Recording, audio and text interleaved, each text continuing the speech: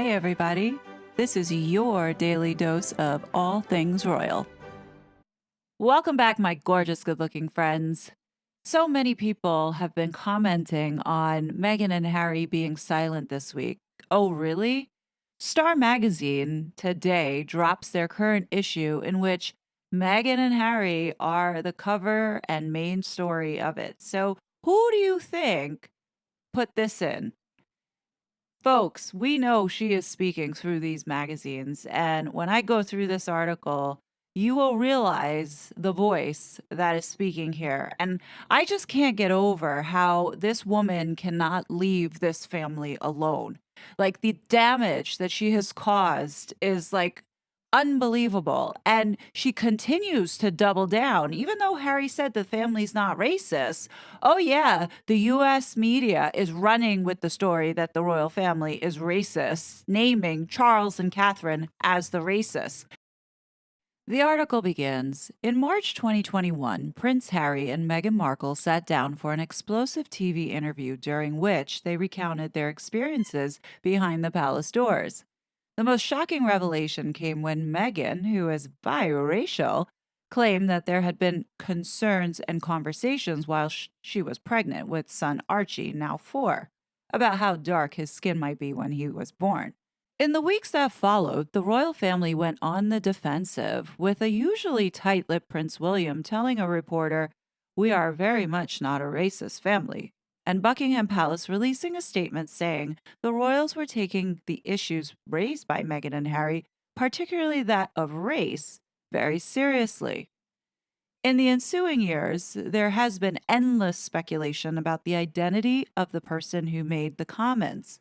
Then, in late November, a Dutch journalist named the royal in question had been named, as well as another person who was involved in the conversation, in the Dutch version of Omid Scobie's new royal tell-all Endgame.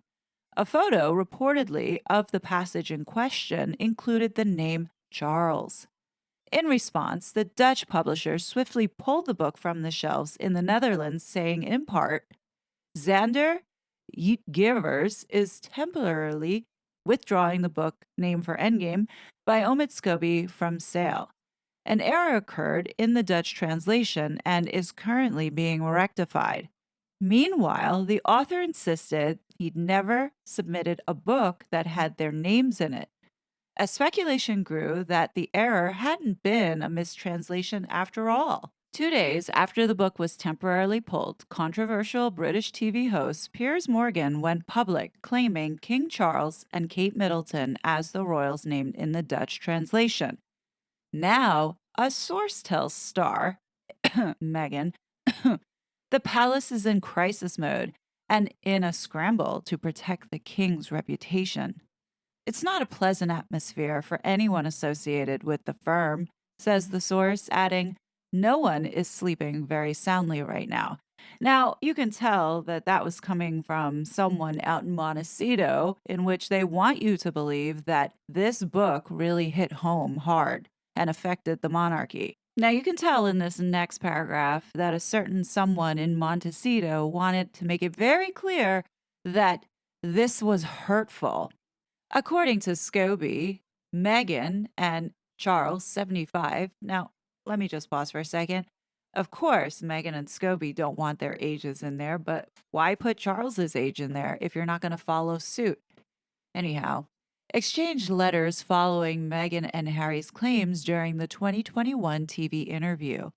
In Endgame, sources revealed Charles wanted to make clear to Meghan that he didn't believe the remarks regarding skin color were made with ill will. In response, the sources said Meghan told Charles the conversations proved the existence of lingering unconscious bias and ignorance that needed to be addressed within the royal family. Now, this part, pay attention. The Star source confirms Meghan Meghan did correspond with Charles to open his eyes on how hurtful and harmful such words can be, even if they weren't meant to be taken seriously. Apparently, the Duchess of Sussex was satisfied with the result. Now, who else do you know wants to put her title in wherever she is mentioned. Exactly. Also, you ever notice Meghan never uses the titles for her in laws because she feels like she's on the same level? But of course, her title is inserted in here.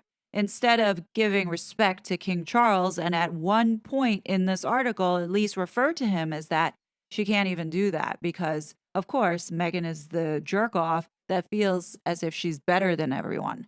Both Meghan and Charles were left with a better understanding of the situation. It wasn't the first time the royal family was accused of racist behavior. In 2017, Princess Michael of Kent wore a blackamoor brooch to a Christmas banquet at Buckingham Palace, attended by Meghan. And in 2022, the late Queen Elizabeth II's former lady in waiting, Lady Susan Hussey, was forced to apologize after asking charity founder Fugazi Nagazi, who is black, where she really came from at a palace event. The Queen was also heavily criticized prior to her 2022 death for never publicly apologizing for the monarchy's involvement in Britain's slave trade. Clearly, the royals don't believe they have a problem, says the source. They continue to be shocked that they're portrayed as a racist family. Now, who do you think is behind that? This woman wants to continue to drive this narrative in order to destroy the legacy of the great late queen. The source says Harry, 39, and Meghan, 42, hadn't wanted to name names because of the potential fallout. Sure, Jan. They never meant to attack this person head on, says the source, noting that Meghan, not Harry, but Meghan, in particular, wanted to protect Charles. Sure, Jan. It's notable that the incident was not mentioned in their Netflix docuseries or in Harry's memoir, Spare. Well, I think that's Meghan's clapback because this is all we were talking about this week as to the names popping up out of nowhere when they didn't mention it in any of those attack pieces. She and Harry must be aghast that he's being dragged through the mud like this. No, I think Meghan feels silently pleased or probably jumping for joy when the book came out in that Montecito Olive Garden castle that she's living in. But the damage has been done, and there have been calls for the already unpopular Charles to step down from the throne. The latest claims won't be dignified or discussed by the royal family, says the source, Meghan. Honestly, she is really going to try and push the king now to his early grave. And this is what they did with Prince Philip. This is what they did with the late queen. Now they're doing it with King Charles. And to me, I feel like this woman is so evil and dangerous that she's going to continue to keep pushing these attacks onto the family. Don't forget, Meghan still has books to write. Anyhow, as for the rift between the Sussexes and the rest of the royals, the book does little to suggest reconciliation is possible. Well, Meghan made sure that the rift was severed beyond repair because she will never allow Harry to go back to his family without her. Accused of being Harry and Meghan's cheerleader, Scobie has insisted he isn't friends with the couple, yet he takes some swipes at the Duke and Duchess of Wales. Now, we all know that it's the Prince and Princess of Wales, but something tells me that this was intentional because we know a certain someone was so desperate to be Diana 2.0, Princess of Wales, you know that it eats up the little cloud chaser's soul every time she hears Catherine's name associated with it. Among the book's bombshells are that William believes Harry has been brainwashed by an army of therapists and that Kate has been described as jokingly shivering when Meghan's name is brought up. Scobie also quotes sources saying the Princess of Wales ignored then suicidal Meghan's cries for help during her time as a working royal, none of which bodes well for the return of the Fab Four. The relationship between the Sussexes and William and Kate is looking more dire than ever, says the source. How can they ever build a bridge now? It's just a complicated mess. Sadly, this was just another hit piece, and we know who was behind it. And quite frankly, like seeing all these PR tactics being carried out and people not buying it and seeing how unfazed Catherine and the rest of the royal family are, I'm sure it's driving a certain someone in Montecito mad.